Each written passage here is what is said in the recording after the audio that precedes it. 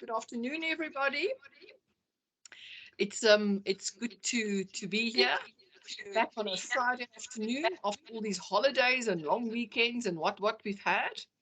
I hope everybody is ready for some serious intellectual challenges again, dealing with our environments, dealing with the work that we have to do. Welcome. I want to say welcome to our Friday seminar series here. It is absolute pleasure to have with us Daniel Makoni. Daniel, I'm going to talk a little bit about you, but you can also read the small bio that's on the screen, everybody that's received the invitation.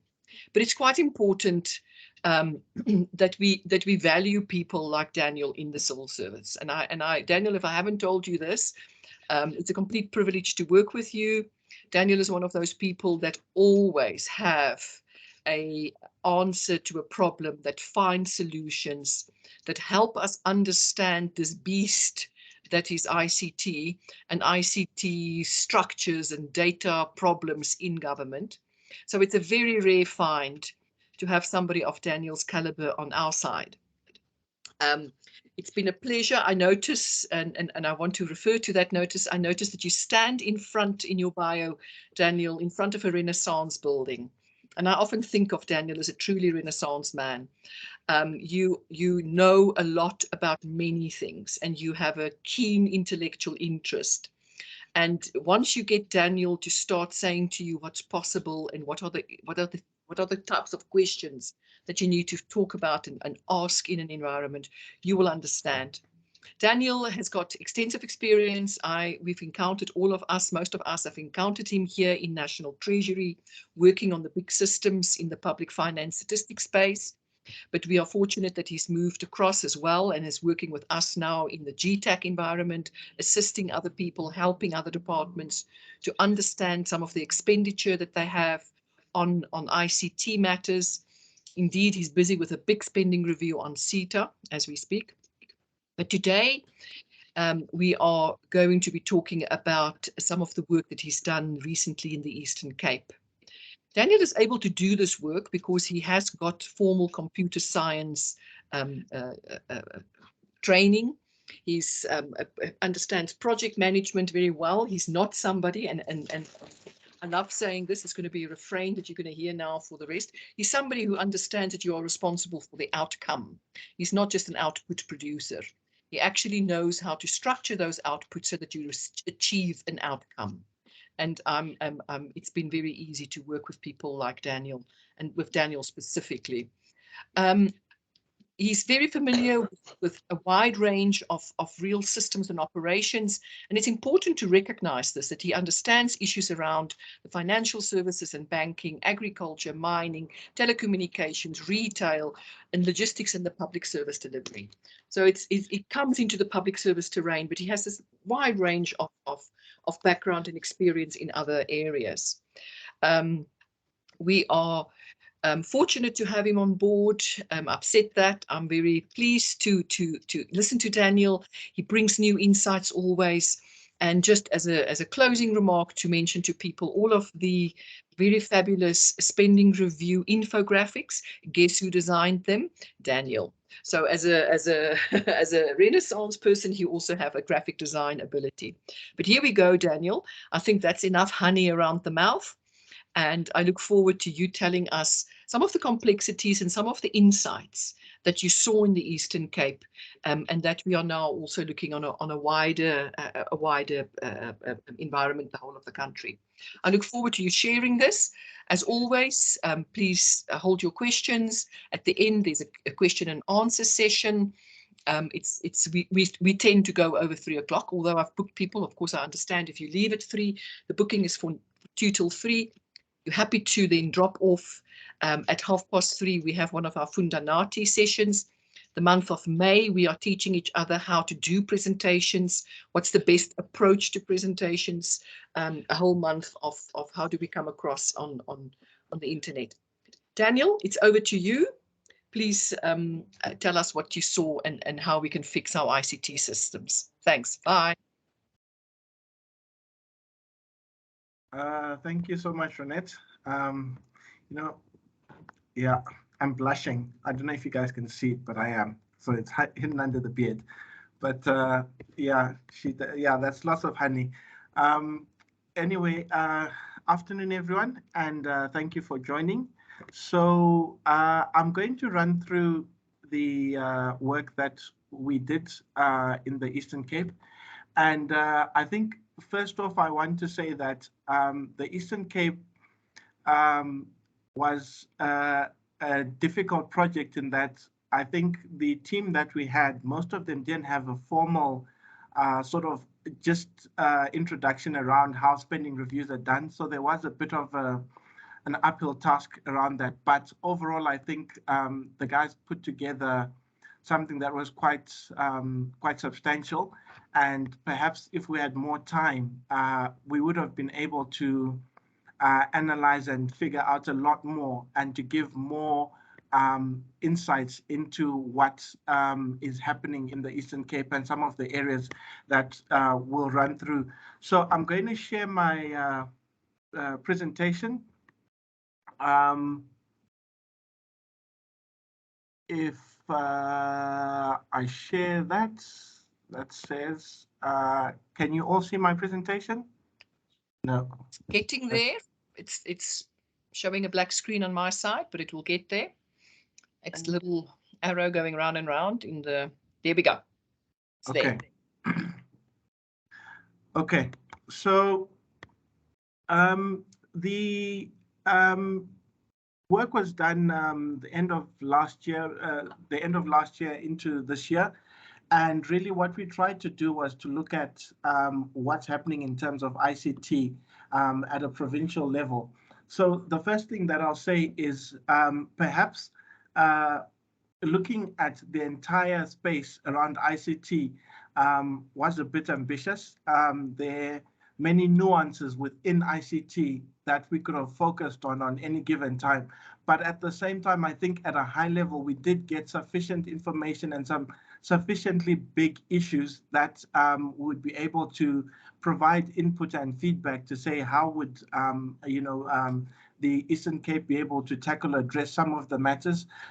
It was quite interesting to see that even in terms of how the Eastern Cape functions, there's some initiatives that have come from the Eastern Cape that are really worth mentioning, and I'll run those through the presentation. But basically, our discussion points will be the project state, the problem statement and background, the policy and legislative framework, process maps and log frames. So in the problem statement and background, basically we're trying to say, so what are we trying to look at? Why are we trying to look at it? And what's important, or what answers are we trying to get out of that? And the policy and legislative framework, we're looking at, so how is ICT supposed to run, or how is it supposed to function? What are the laws and regulations that are governing the space? And then the process maps and log frames is basically saying, how do we then get from that input to the end result of service delivery within the public sector when we talk about ICT? And then we look at expenditure analysis, and finally we look at the next steps and what we would like to see or we hope will happen going forward around ICT in the Eastern Cape. Okay, so the first one is, so the problem statement. So really what we tried to do is we tried to look at the data from 2016 up until 2021 from the BAS data. And then we tried to look at some of the per cell data to look at the headcounts and where the people sitting, what do we have in per cell around the ICT departments and the departments in general, and then to try and map out and see what insights or what trends or what's happening and where's the money going. There's a lot of anecdotal evidence around what happens in ICT, but sometimes you want some of those hard facts to be able to run. So that's what we're really trying to look at.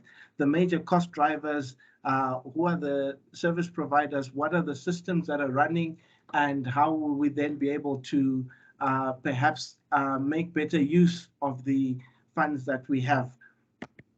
So Further to that, so the first thing that one would look at is, so where is the total expenditure from Eastern Cape globally, from a holistic level? And it seems that most of that spending is coming from the SITA services and communication. And then after that, you have third-party printing and, after hardware, it's just consumable software. But, those are not really much in terms of the value that we're looking. So in total, over the 5 years, we're looking at about 6.5 billion worth of spend. And we were then trying to say, so what's happening? So you can see the problem statement starts with just some of the statistics around the communication, which is the network access and the challenges that SITA or that the Eastern Cape had in relation to connectivity and their network. And this makes sense given that the large portion of their cost is in communication. And what you'll see later on is the different or the various elements of that communication, and perhaps looking at some of the things that we then found as we began to dig in a little bit more. So the policy and legislative framework, one of the biggest challenges that we sit with in the ICT space is we've got all of those are all acts of government, and a few policy frameworks, but the reality is this is not even the complete list. The complete list goes up to about 60 different pieces of policies and legislation that are written relating to ICT in the public sector space, and numerous white papers. So, for example, you've got the broadband policy and the broadband framework. You've got something else that they released recently around broadband again, and every entity, everyone wants to have their say around how ICT should work and how it should be run. And I think in the grand scheme of things, when it comes to policy direction in ICT, one would then be able, what we then started to pick out is perhaps maybe we have too many chiefs and too many directors telling us that, we should do ICT this way and that way and that way, and perhaps not really one consolidated view. So what then happens is that the policies and become convoluted. So for you to then actually implement any sort of project or anything within the space, you're bound to step on toes in some way. One of the key things that we were then able to look at, or we then saw when we're evaluating the policy and legislative framework, was how are departments supposed to engage or interact with SITA in particular, being an entity specifically formed to provide ICT services to the public sector. And, going through that policy and the SITA Act and what they're supposed to do and not supposed to do, SITA has mandatory services and non-mandatory services, and they're very broad sort of categories, which leaves a lot of room for, different interpretations. And at the same time, SITA is then supposed to use that mandate primarily to then provide value-added virtual private network for the departments, and it becomes very difficult to be able to determine the value add of SITA without looking at without there being a different player in the public sector.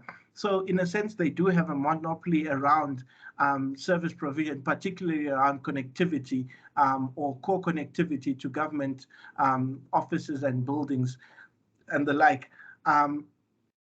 And that act around the procurement and how the procurement process is supposed to be executed really leaves a lot of questions. I think, speaking to some of the people who work directly with, procuring through SITA in the provinces, definitely it's not rocket science. There isn't a clear-cut mechanism that is apparent in terms of how do you actually get the ball rolling and the timeframes that we know. We know that already procurement is a challenge in the public sector, but particularly when it comes to SITA, there's a lot more that can be done.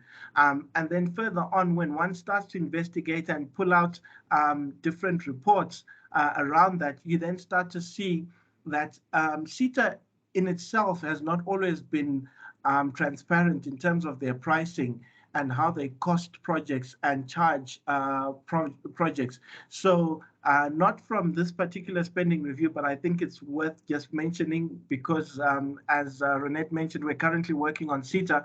One of the things is, so SITA makes a large portion of its revenue, roughly about just under $1 billion, from value add services, or basically from being a sourcing goods on behalf of departments in the provincial space. So this is just for provinces, about 900 million a year buying on behalf of provinces and then sending those goods directly to the province, and they're not involved, just as being a broker. And in those projects, you know, they have quite a significant profit margin, or not significant, but it is substantial, roughly about 30% gross on their purchases. And one starts to question, with a scenario like that, is SITA always providing value to the departments, especially in the provincial space, if the departments don't have a specific care to interrogate particularly the content that comes from SITA around pricing and procurement processes. So if departments don't interrogate what SITA says to them, then more often than not, what seems to happen is that SITA will likely add a little premium more than they should. But that is in the context that they do run a loss on some other activities which are based on costing that was last updated in 2011. So, sorry, not even 2011, 2008. So that is really kind of the framework. And then you have all the frameworks around the protection of information. There's the Secrets Act, and, you know, how do we protect our data and everything that relates around that, and how the basically the delivery of ICT is supposed to lead or to support those functions of managing information and protecting both personal information and sensitive information that belongs to government within the public sector for them to deliver. Then you have, you know, things like the broadband policies and the South Africa Connects white paper, which speak about broadband in large strokes, and then bring in additional entities, you know, SA Connect and all of the entities that are dealing with broadband, and how they are then supposed to play in relation to SITA, in relation to departments procuring services, and in relation to overall efficiency. You know, it then becomes really convoluted. And this policy and legislative framework is what gives birth to most of the challenges that we have when we now start to execute. So in this process, you have a framework that's supposed to give a spending review, that's supposed to give a sense of this is how departments are supposed to move, or are supposed to purchase, or are supposed to govern what's happening in departments. And yeah, that gets really complicated. So that's enough of the policy. I think I've basically gone through most of this, and one can be able to read the different frameworks, and that there's supposed to be a council within each department, and everyone is supposed to adhere to the government-wide enterprise architecture. But, you know, basically that's not happening. And it's really something that needs to be worked on. But it falls back to the maturity of each of the departments and how they execute. So if a department is more mature in terms of their overall governance, then the IT kind of follows on. So yeah, that's it. So I'm just going to go through that process maps and the log frames. So you see, overall, you've got the provincial ICT assessment, all 14 departments who have their own IT departments that are running, and then that spending is then broken down to hardware, software, ICT, human resources, and then it goes through to being sourced through service providers, including SITA. And then on the left there, we then look at, so how does SITA, or how is SITA supposed to interact with the department? So you've got SITA, and then through SITA, in this instance, we're looking at the Office of the Premier, where the bulk or the centralization of ICT in the Eastern Cape is primarily is, and that's why you've got that OTP. So SITA is supposed to sign a service level agreement with the director, with the accounting officer of the department, which is OTP, and then that Director General is then supposed to be linked to the provincial government council for information technology, and then you've got a department head of IT who then reports to that unit, and that's how the projects are supposed to flow. And that head of IT is supposed to have a committee that sits at an executive level for you to then decide what are the right projects, which are the right projects according to the requirements of business. And that's basically how the process is supposed to flow. In practice, what happens is that the ICT committee and the provincial committee, the ICT committee within departments perhaps doesn't sit as regularly or is not sufficiently capacitated to do their work. And then you have the provincial GTO that does sit, but perhaps maybe focusing on broader issues and not necessarily always being able to come back to the consolidation of projects across the province and what value they can gain by looking at the different departments and their projects. Further to that, we then have the log frame and the impacts.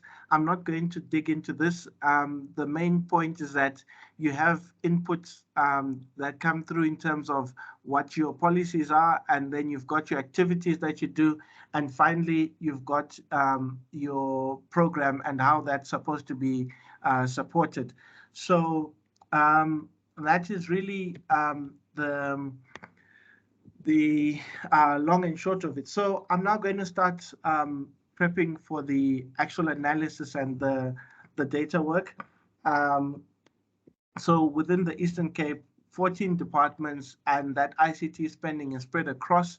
And the question is, how do we try and centralize some of that spending, or what would we benefit from that and move forward with that? So the expenditure analysis. So I'm just going to start off with this slide to give a context of where the Eastern Cape is relative to the other provinces. So the average spend of the Eastern Cape is about 1.4% over the 5 years on ICT for the total expenditure that they had relative to the other departments. So the Eastern Cape spends, in terms of composition, it's the second highest spend after the Western Cape.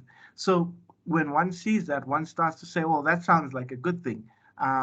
We're spending more money on ICT than most provinces.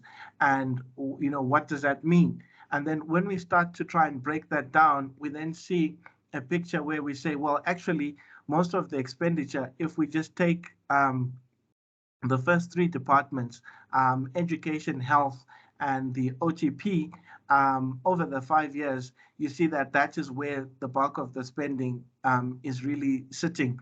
And in education, you'll then see what is being spent in health. You'll see, but in reality, the entire push of, or the large portion of that overall spending of ICT in the Eastern Cape is really coming from the education department. And then we wanted to look and see what's happening within the education department specifically that then is driving that that spending. So we then said, okay, before we look at the individuals, where is it that we're getting? So this is that graph again to show communication is spending about 2 billion, and then SITA services about 1.5 billion, and then third-party suppliers just over 1.2 billion, and then printing and hardware and consumables. I think after that, over the 5 years, it's really not much in terms of the spending. And so what this then says to in a quick way to then start to say, so what's the impact of this, is that so if someone is looking for spending or for savings or efficiencies, you're not going to necessarily find it in the printing consumables and in, we're not buying enough mice and we don't have enough toners or we don't have enough paper or that sort of thing. That sort of spending as really, there's not much happening there. The printing that we see is actually the government printers. So that's all the notices that go to the government gazette and running through. So it is categorized as IT spending for historical purposes because it's still printing services. But in some sense, maybe we shouldn't include it in ICT spend going forward. And then your hardware is, your laptops, your PCs, your servers, your network equipment, and all of that. And then your communication is broken down into your data lines, your telephone and fax, your cell phones, your cell phone data, and that sort of information, that sort of spending. So when we then look at it, we said, okay, so let's look at the SITA services. And the first thing was there was a big discussion around how a lot of the spending around SITA, around ICT, is based on just core services, just keeping the lights going. And when one looks at it, the large portion of SITA spending really does sit around the SITA data lines, which is all your connectivity, your broadband connectivity, and your operating system licenses. So those two lines make up about 70% of your overall spend. So there's really not much else that is being purchased from SITA. If one looks at it from that perspective.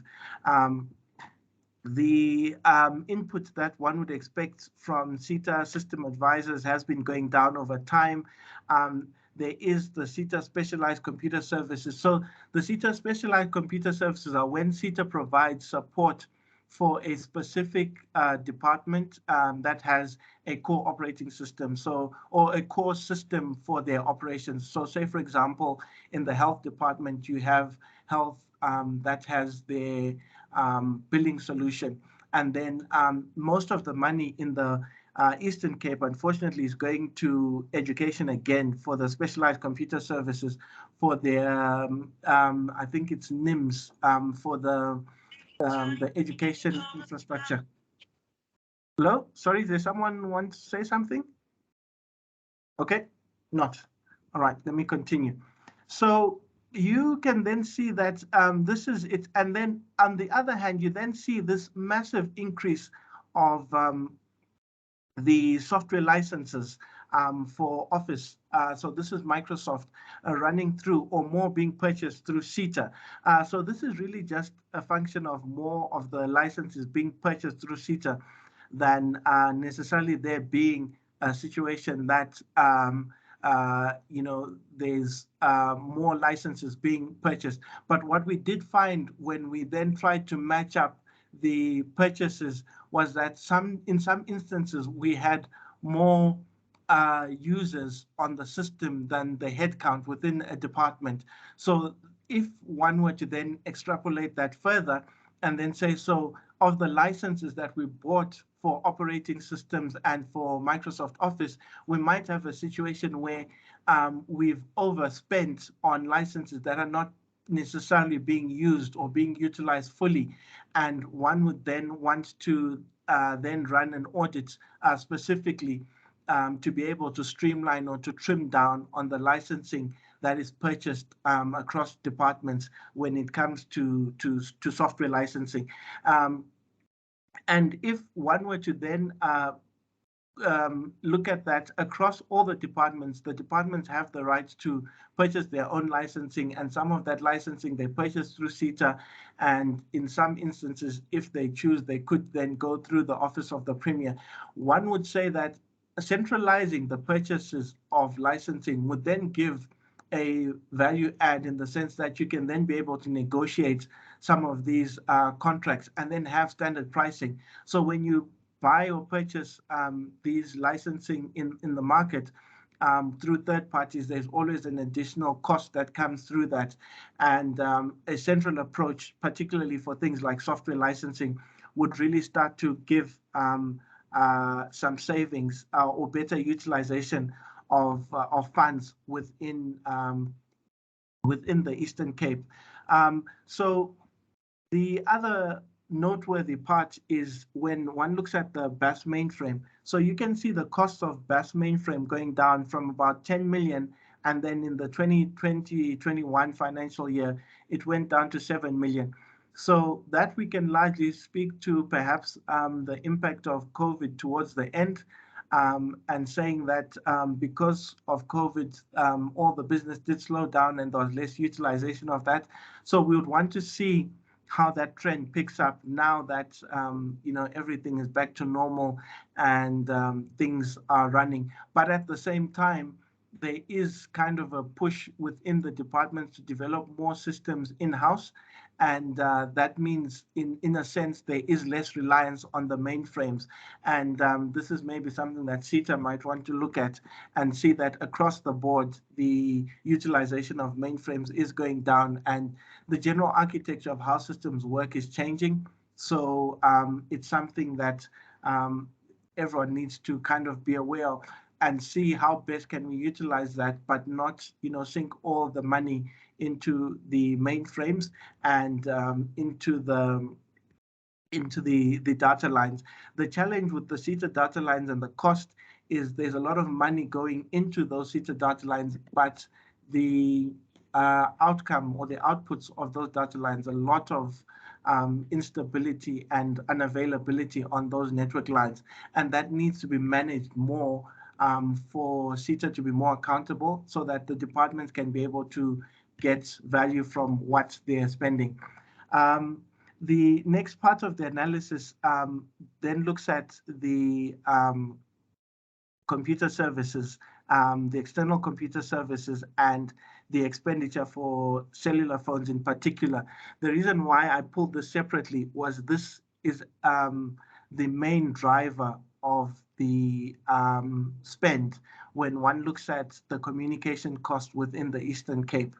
And all of this spending, or the large portion of it, is coming from the Department of Basic Education based on a contract that they had to try and equip every student and teacher with a device and running that. Sadly, that particular project has not been managed very well. And there's a lot that can be done to try and stop the bleeding at some point around those, and perhaps to rein in what has happened in the Eastern Cape education around the devices and the use of data, because it's a lot of money that has been spent by the department and by the province that we see there. So those are the big numbers that we see, the 300 million for 2018, 19, and 1920. That is what we are really looking at when it comes to that. And then you can see what's good is, so within the Eastern Cape, there has been a process to start migrating from the coaxial or the copper cables, or telephones, the normal telephones, and moving to IP networks. And so you see that the telephone line data is actually decreasing over time from 200 million in 16-17 to 124 million in 2021. And that's been a steady decline that's been happening. So there is a shift perhaps also from the telephone lines within the buildings more to cellular phones and data.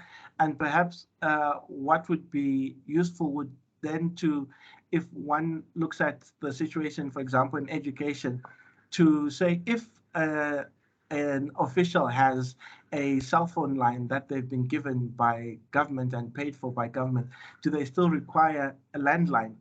Or is the cell phone line sufficient?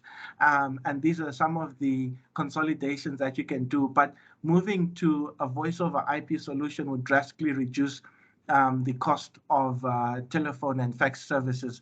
An example was the Eastern Cape Provincial Treasury, led by Example, and I think they more than halved their costs in terms of what they spent on telephone and data lines. So with the computer equipment, there's really nothing untoward except for an increase in more laptops, perhaps in response to more of the COVID things. But when it's got a dip, so it seems to be a cycle, which would make sense in that departments have to refresh the equipment every 3 years or every 5 years, depending on their policy and what they've bought. So that number line will not be very stable, would not be very flat. On the whole, though, the overall spending is kind of on the decline. So if one considers that, it's really a cause for concern that the spending around ICT is decreasing, mainly due to the budget cuts, but it means that the province is losing out on efficiencies, especially when we know that already the bulk of their money is going to communications and the bare services that are running SITA, which is the data lines and the mainframe costs. So I think I'll finally look at recommendations. The main recommendations are better management of performance data. So one of the challenges that we had, we tried to cost the expenditure at an FTE level of some of the systems or the user level to be able to get, for example, in the Department of Health, there's a PMIS system, and say they have 20 users and they pay 200 rands a year, or let's say 200,000. And so what would be the cost of that? And the idea was then to look at the different operating or the different operational systems and see which ones are heavy in terms of their cost per user, and which would be ideal to perhaps stop outsourcing and build internally, to build that software solutions internally, or to then look for a different approach or service provider who would give a cheaper price based on those unit costs. We had challenges with this because there was very poor management of the sort of operational information around existing systems and contracts that are running. It wasn't across the entire province, but it was a situation where we then realized it would be very difficult to then bring out those core costs, given that we could not get that detailed information in time for some of the departments. So managing that performance data and tracking metrics. So one of the things upfront was communication SITA data lines, but there doesn't seem to be a central, or the departments themselves don't keep track of how well SITA is doing in terms of providing service to them, and wait on SITA to give them updates and inputs or the information around the performance of the network. The sad part of this is, it's kind of getting the wolf to manage himself, to look after the sheep. He'll take a sheep or two every day and hope that the owner doesn't notice until things get really dire and there's nothing left. But it is something that the departments need to consider more to manage. Clarifying the role of SITA and how the procurement frameworks and processes are implemented. This would definitely save time, and just a smooth life cycle around the expenditure in ICT would be something that would come out from that. And SITA supporting initiatives around what departments do more directly. So utilizing some of that technical expertise that perhaps sits in SITA might be a better use than to get SITA to do everything and then implementing in-house the projects that are done.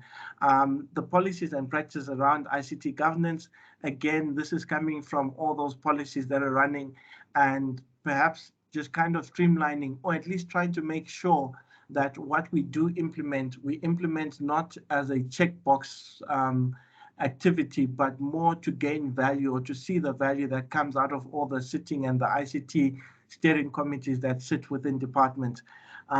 Using the SITA transversal contracting and National Treasury, that's a no-brainer in terms of trying to save money and to standardize costs, especially given that when departments do go out, they get varying pricing from the market. Centralization of key functions. So, for example, I spoke about the licensing as an easy start in terms of what can be centralized, and then purchasing those. So that means that at a central location, you can then manage and monitor that you're not overbuying some of these licensing, but also you can then start to enter into negotiations around some of the core software that is required, that everyone needs to be able to run. And then formalizing capacitation.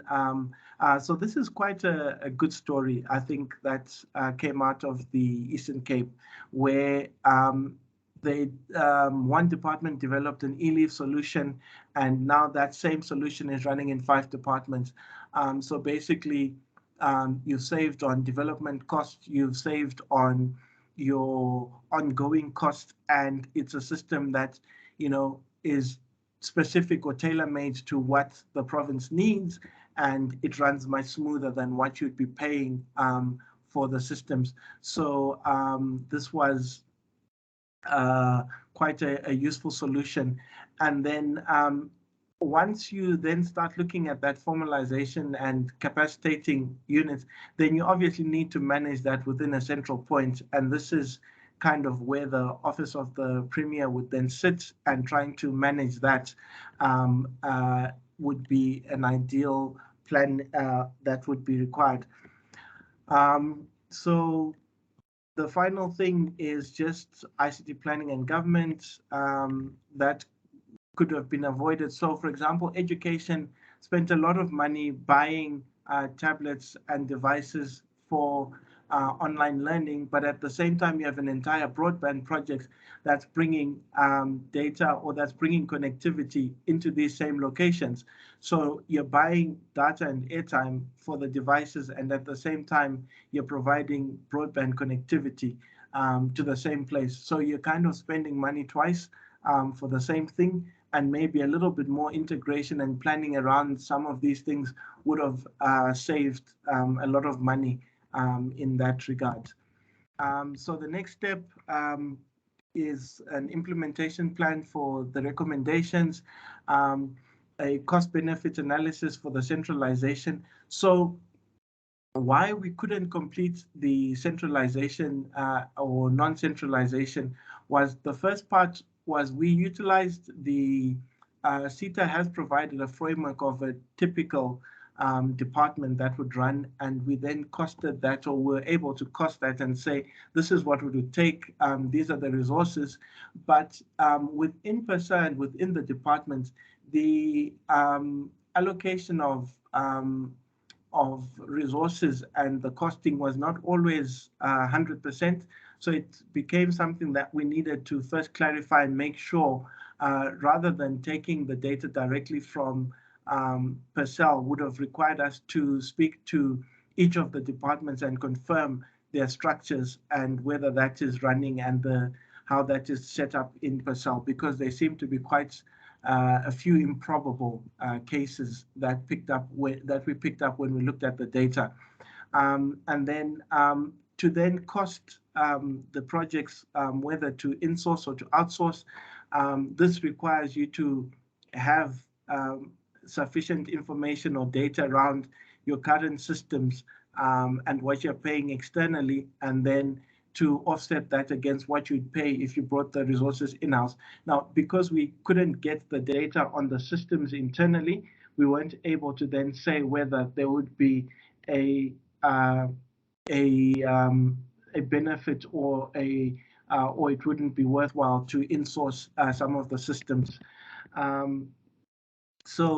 Again, that final point around the education and how education is spending on telecommunications and the Eastern Cape in general, because most of the departments are still sitting with the copper cable connections and the standard PABX systems and could move to VoIP. So one can see that as a percentage of ICT expenditure, Eastern Cape is head and shoulders above the other above the other provinces and national departments, and this kind of speaks to maybe something's wrong, maybe, and we need to look at that for us to be able to deal with this. So addressing this would really bring in would free up quite a significant amount of money that could then be used for other ICT projects. We're not saying let's not use the money on ICT. We're saying let's use it a little bit more efficiently. And then the final part, we did come up with a model to kind of set how would we be able to cost projects and to cost what the resourcing around ICT to be able to build the structures and to see what those structures will cost going forward. And this could be used to then start looking at evaluating what the cost is within each of the departments, and once that, or if that function were to be centralized with a given model around given organogram in the office of the Premier, what would be the costs that could be saved around that. So I think I will stop there at this moment and then ask for questions or inputs if you have any.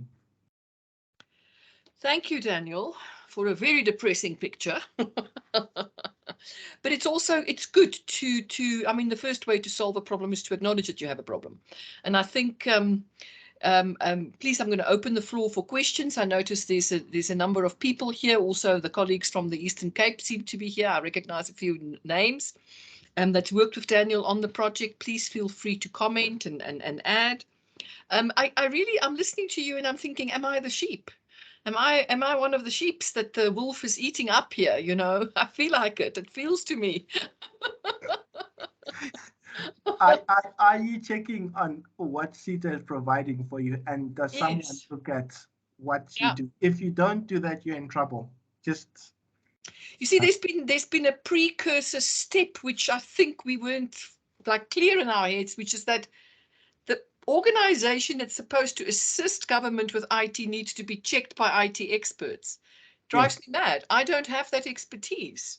And I'm just a little sheepy being eaten here by a big wolf making a massive profit and giving me bad service. I hope there's somebody here from SITA that hears me saying these words. Certainly looks like it. I'm happy to be corrected. If I'm wrong on this, please show me different data. But for what I'm seeing here, it is quite worrying. And I think we've got to always start with all of these regulations and rules and impossible red tape that we've created for ourselves. But please let me open the floor for questions. Otherwise, I'm going to, say things and talk to Daniel about this for the rest of the afternoon. Let me hear. We've got Mbali coming up with a question. Thank you. Please put your screen on if you can. It's nice to know the faces of people asking the questions. It makes it real. Yeah, I'm being load shed, so I'm trying to save my... Yeah, so thanks, Daniel, for, correctly stated, Renette, depressing, but also insightful presentation on ICT in the Eastern Cape and just in government in general. And I think for me, during the implementation of the study, I was quite taken aback by the fact that the last SITA pricing was approved in 2008, meaning that the rates were last approved or reviewed 15 years ago. And this struck me purely because the ICT services that we required in 2008 versus now, are largely different. The one question I want to put forward to Daniel is there a particular reason for why it's taken so long to update the SITA pricing, and how can it be resolved? And secondly, what impact has this had not only on SITA operations and them costing their goods and services, which you touched on in your presentation, but what has been the ripple effect or implication on departments and what they get charged for ICT goods and services? Thanks. I think why don't we answer that, Daniel? I just want to say to colleagues, people that are in the room, please note that although the study was done on the Eastern Cape, we're not here to critique the Eastern Cape. We are here to understand the broader implications for government. So please let's be and thank you for Mbali for extrapolating the questions to the bigger picture of what we are doing in government. It's a very, very useful exercise, and one has to give credit to the Eastern Cape Provincial Treasury for wanting to look at this. But yeah, here we are. It's an exasperating picture. Daniel? You are on mute, my friend. You're on mute. Mute buttons. I don't know. Someone needs to give an update, and Teams must just know I'm talking now and unmute me.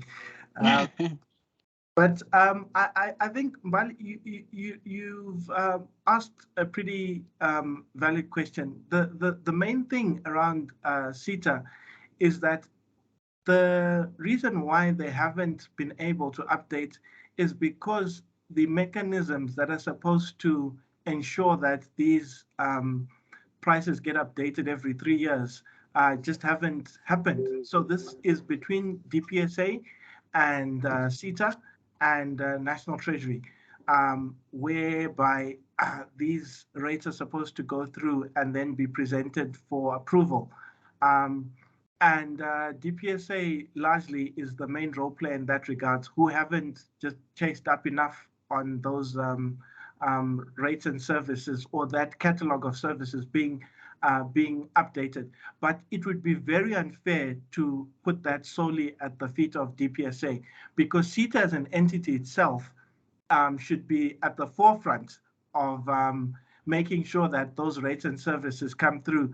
But then there's also a situation where SITA is partially managed by DPSA, and then you've got the telecommunications department that also have their input and their nitpicking in there.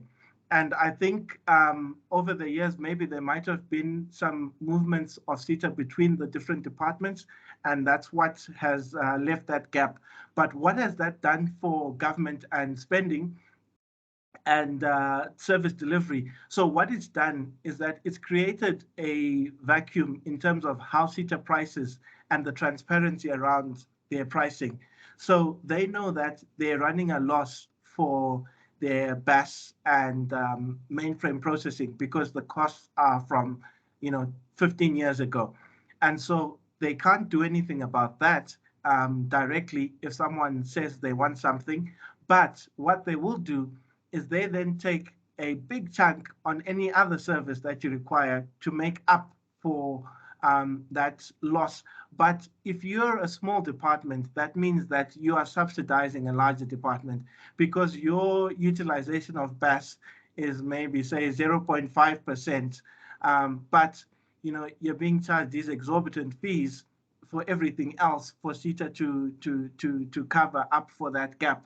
So that's the one part. The second part is that because the pricing and the catalog hasn't been updated, it means that the way in which SITA can provide the expertise and the services for you to execute on a project has not changed. So now everything is cloud and cloud hosted, and everything is in the cloud.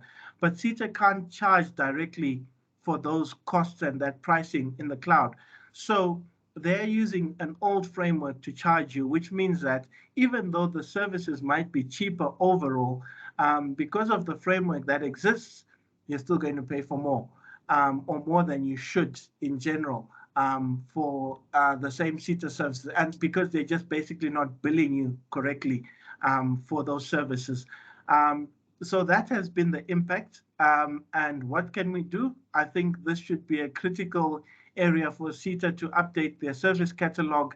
And then the second part is for SITA and departments to confirm their service level agreements on the services that they offer and provide the departments, so that it's clear and they can be direct or tangible metrics around, let's say, the network that's being provided. So if you didn't sign a service level agreement, SITA is providing you the service, but you've got nothing to beat them with a stick with. So if they give you service 3 hours a day, that's that. There's nothing to do about it. You don't have a mechanism to recoup those costs or to do something about it, except complaining and hope that they change. But recourse, there's no consequence in the process. So that's really what we can do, and the impact that has had on government in general. Thanks, Daniel. Okay. It's very depressing. Very depressing. There has to be something that we can do. But let me hear from Tebogo Losha, please. Thank you very much, Robert. My name is Tebogo Kolosha from the Eastern Cape Socio-Economic Consultative Council, popularly called the GTAC. This is a very interesting study indeed.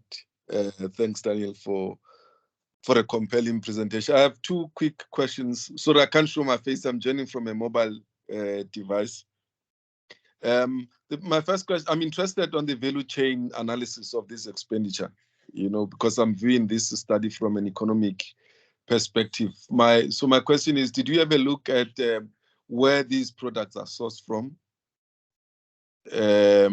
Because, I'm always critical about where we are sourcing this, so to check whether is the money leaving the province through our expenditure, or are we harnessing our resources to develop the critical sectors in the province, with the ICT sector being a very critical one, especially when you say the Eastern Cape is the biggest expender, on ICT.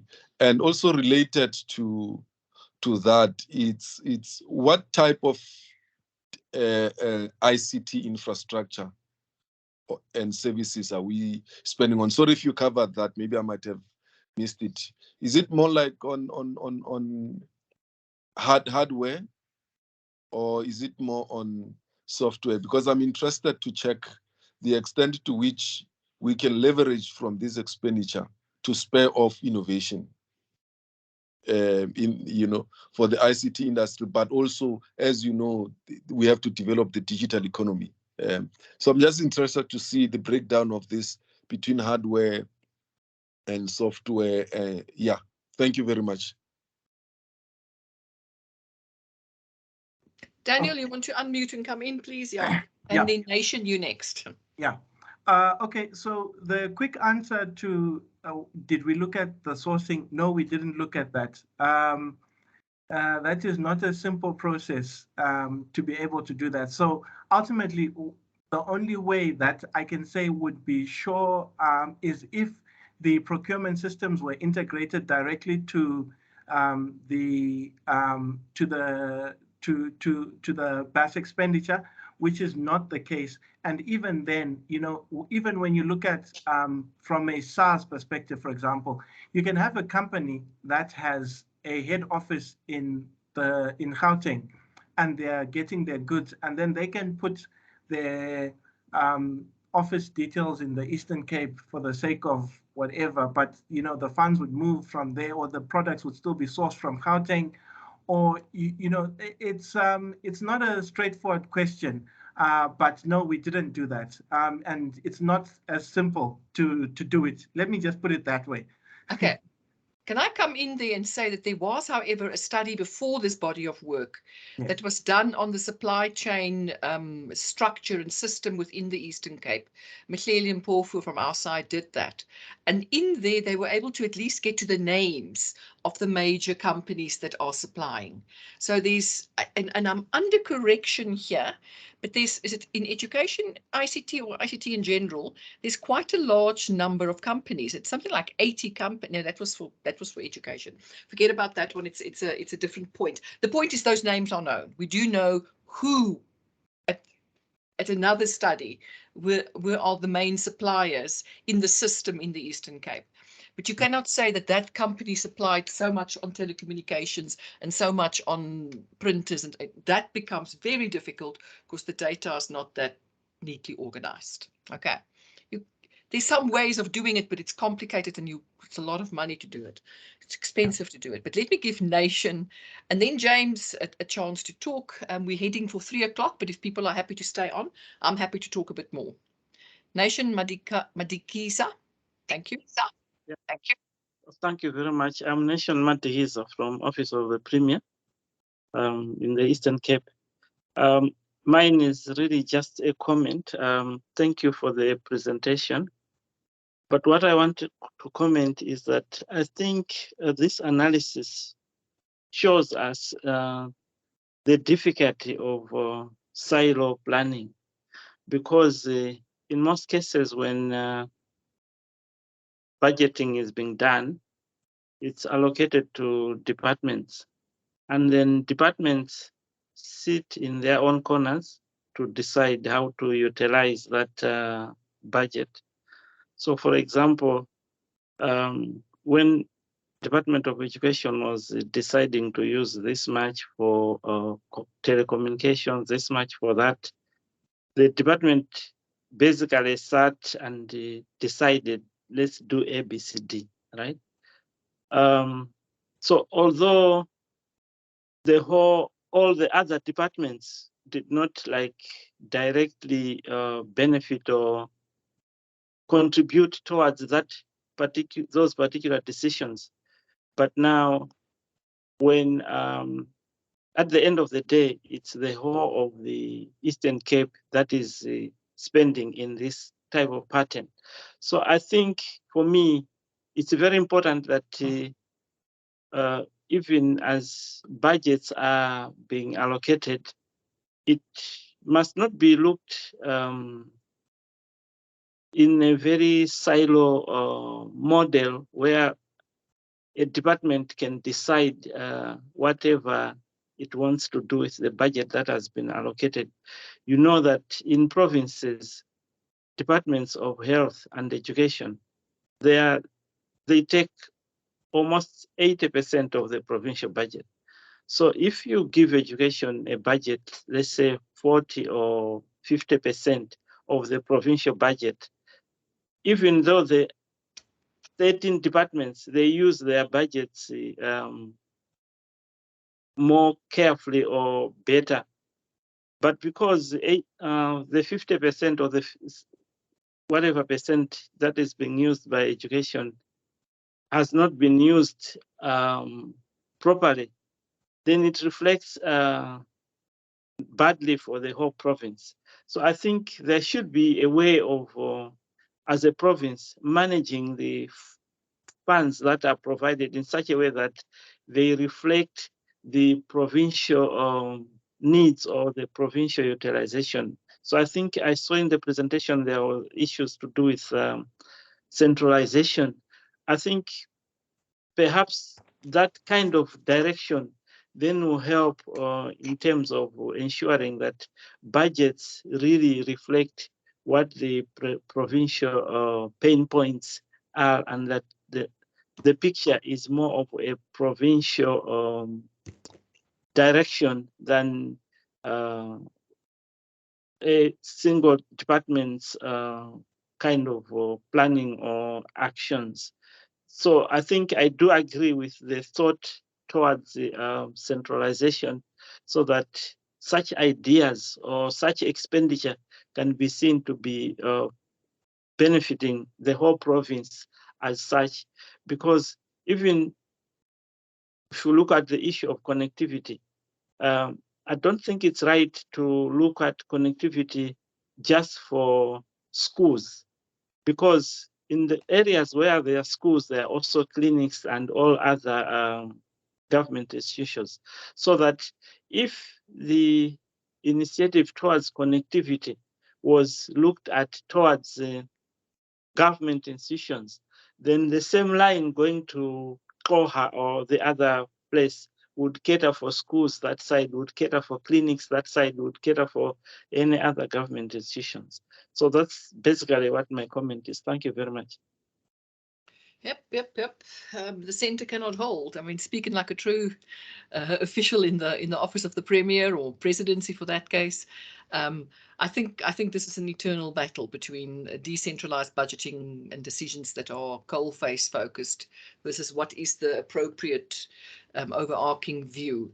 I'm not gonna ask, are we going to take this comment? And I think it's worthwhile for all of us to reflect on that. But I'm going to ask James to come in with his question, and then we're going to have to close the sessions pretty soon after that. But James? Yeah, thank you very much, Renette, and it's good to see you again, Daniel, and thank you for a great presentation. Like, you did a great job putting it together. Thank you to GTAC for the support of the whole project. Yeah, I think Nations hit the nail on the head just in terms of that requirement, that need to collaborate, communicate, have that district-based model, that, you know, that mindset that we actually do plan and integrate. And I think we saw that again and again. And this, for example, this whole level of expenditure on the tablets, etc., at education just kind of skewed all the results in many ways because it was such a big component, you know. And I think, Daniel, if we really put it and we took that out, we'd see it, you know, as you'd said to us, it would look quite different, and we wouldn't be the biggest, we'd be, you know, perhaps further down. And sometimes that then, you know, the information is kind of skewed as it's presented. And the other comment was just to the colleagues from Exec, perhaps we can chat a little bit more when they have a chance around the detail of what they're wanting to see around the suppliers, and we can perhaps reach out and partner with them a bit from the Treasury side. So Dr. Majibi, I think, is here, and we know each other well, so you guys can reach out if you need to. But Daniel, thanks again for a great presentation and the clarity. And I think what we all kind of suspected is what the data showed us. But it's much better that the information actually tells us than just someone's opinion. You know, it's much better that it's actually fact-based and evidence-based. And I think we can see the evidence supporting this. So thank you very much again, Daniel. Thank you, Renette, and thanks to the colleagues. Cheers. Well, there you go. I think he said it all better we can't. Daniel? Yeah. Thank you. Yeah, I think just in closing around the whole concept of, you know, the center cannot hold. So definitely, especially when the budgets are as disparate as they are, and there's this big shift between the big departments and the smaller ones, that centralized approach would make sense. There is a structure which is supposed to be what I was trying to show on one of the slides when I was looking at the analysis. I'm just looking for it quickly. The provincial GTO, which is the provincial head that's supposed to consolidate all the plans from the departments and then run that through. And again, it's a situation of, before we create new structures, perhaps are the existing structures working and doing what they're supposed to do and all of that. But I do see that, and it is an internal thing to say, how do you make sure that those structures work correctly around that? But for sure, it's been quite interesting to work on this project. And, you know, I think James keeps saying, you know, well done to me, but I think him and the team are the ones who did, you know, the bulk of the legwork. And I'm just here presenting their efforts, you know, with a little note here and there. But they really did well in that regards to bring out this analysis. And the next thing is, let's put more effort towards managing just at the departmental level what is happening in ICT. If we do that, in theory, there's more hope that the center will get right. But if we miss it right at the source, you know, it's wishful thinking, because it's kind of like sending someone the wrong instruction. They're just going to execute it wrongly anyway, you know. So let's try and improve the maturity within the departments and what they do. Yeah, and that's it from me. Thank you. Well, thank you, and thank you, Daniel. On that paradoxical note, let's go and have ourselves further educated. I just want to remind people, well, first of all, I want to say thank you very much, Daniel. I think this has been a lovely piece of work. Thank you to the colleagues in the Eastern Cape for being part of this. I know that there was blood and tears that had to go into getting this all ready and right, but I think we learned a lot, and I think that's part of what's the beauty of this. There's now ability to do this type of work, understand this type of work yourselves, which I think is great. I'm going to conclude by inviting everybody to the 3:30 Tunamina, Fundanati, sorry, which is we teach each other a little bit around IT. What can you do? Some new techniques. It's just a lovely moment. Please join us. But let's just remember how that poem goes about the things fall apart, the center cannot hold, and mere anarchy is loosened upon the world. Let's hope that's not the case here with the ICT environment and the spending in ICT. See you next Friday for another interesting discussion and hopefully problem-solving delivery around government. Bye-bye, everybody. Thank you. Bye. Stay well. Bye-bye. Thanks. Bye. Thank you. Thank you. Thanks, Daniel. Bye-bye. You're back.